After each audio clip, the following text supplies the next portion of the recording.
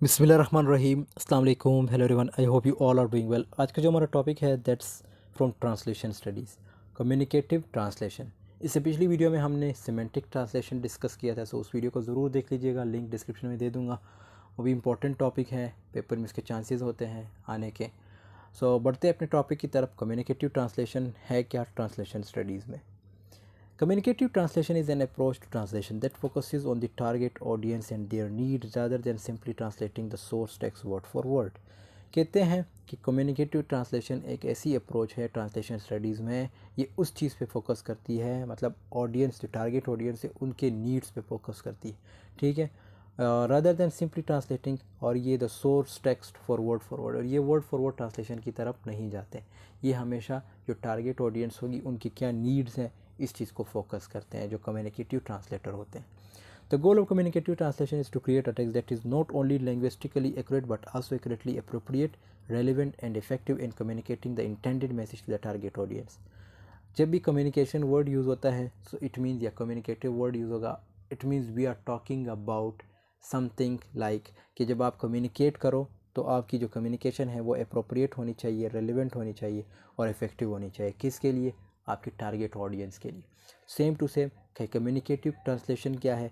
Communicative translation का मतलब भी यही है कि जब आपने क्या देखना है, किसी भी चीज़ को अगर ट्रांसलेट करना, आपने टारगेट ऑडियंस देखनी है और उनके क्या नीड्स हैं ये चीज़ें देखनी है, ये आपके लिए इम्पॉर्टेंट है। This approach takes into the account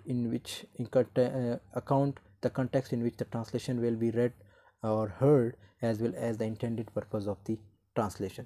तो इस this approach takes into account, तो ये अप्रोच भी आपको उसी तरफ ले जाती है, मतलब आपने रेड करना है और सुनना है और फिर इनका जो इंटेंडेड मीनिंग होगा वो अपने जो टारगेट ऑडियंस है उन तक पहुंचाना है। मार्केटिंग एंड एडवर्टाइजिंग, अब ये इसके एग्जांपल्स हैं, ठीक है।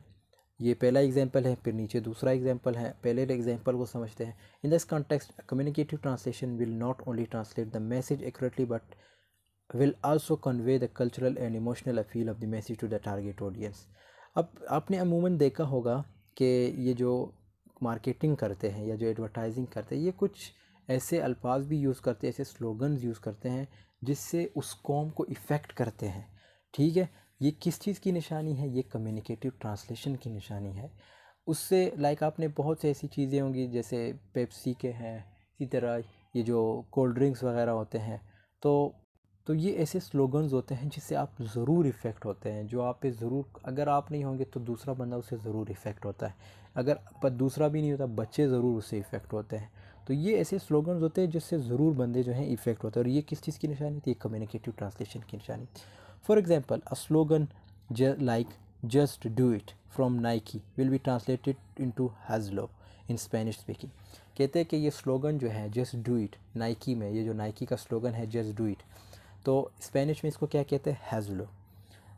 Countries where translates more closely to just make it happen because of the cultural connotations and linguistic nuances. तो अब ये जो कंपनी नाइकी है ये क्या करेगी?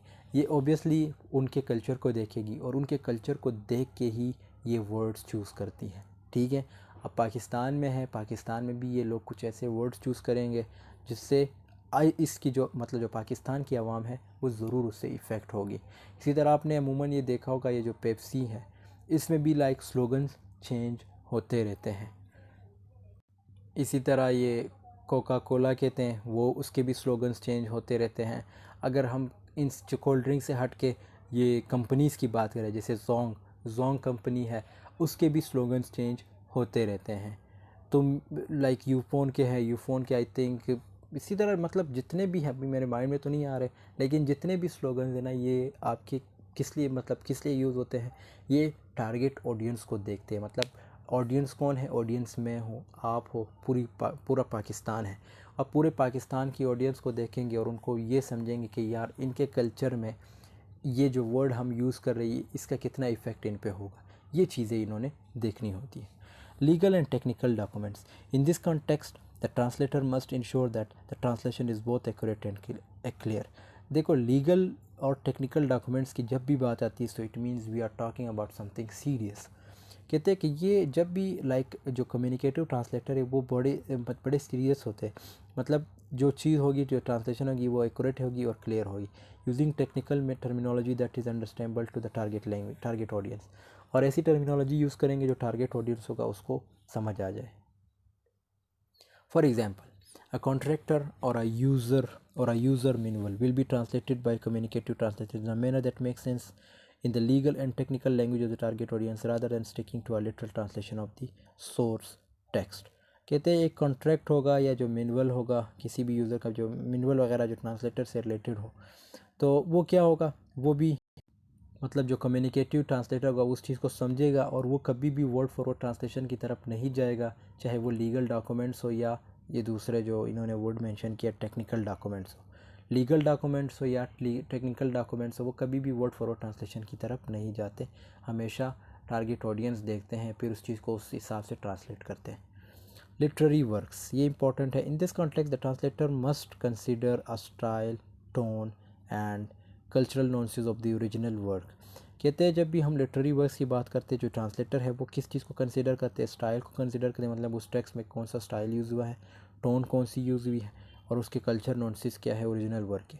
अ communicative translation of a literary work such as a novel और poem will aim to translate the emotional impact and aesthetic appeal of the original text in the target language. For example, ये example है the famous novel 100 Years of Solitude by Gabriel Garcia Marquez was translated into English by Georgia Nabessa, and the translator made sure to recreate the magical realism and the cultural richness of the original work in English, even though some phrases were not translated literally। अच्छा, ये बहुत important example दी है। कहते हैं ये जो novel था ये क्या था, ये लाइक स्पेनिश नावल था, तो इसको ट्रांसलेट किया है किसने, जो ग्रेगोरिया रबासा ने। ठीक है, जब इसको ट्रांसलेट किया तो कहते हैं कि इससे बहुत से ऐसे जो मतलब फ्रेजेस थे उनको एक्सक्लूड किया गया। उसकी मेन वजह ये थी क्योंकि वो लिटरली ट्रांसलेट नहीं हो रहे थे, उस लैंग्वेज में तो थे लेकिन जब इंग्लिश की बात आई तो उसमें वो ट्रांसलेट नहीं हो रहे थे। अगर ट्रांसलेट होते भी तो गलत मतलब होता उसका। लाइक जब हमने बात की थी some issues of like cultural issues and translation, जब वो टॉपिक हमने डिस्कस किया था उसमें मैंने यही चीज़ आपको बताई थी कि जो ट्रांसलेटर होता है वो उनके कल्चर को भी समझना होता है उसने, कि उनके कल्चर में जो वर्ड में यूज़ मतलब जो वर्ड में यूज़ करने जा रहा हूँ क्या इस वर्ड का प्रॉपर मीनिंग है या एक पॉजिटिव मीनिंग है उनके कल्चर में या नहीं, ये एक ट्रांसलेटर भी देखता है, मतलब ये चीज़ भी ट्रांसलेटर ने देखनी होती।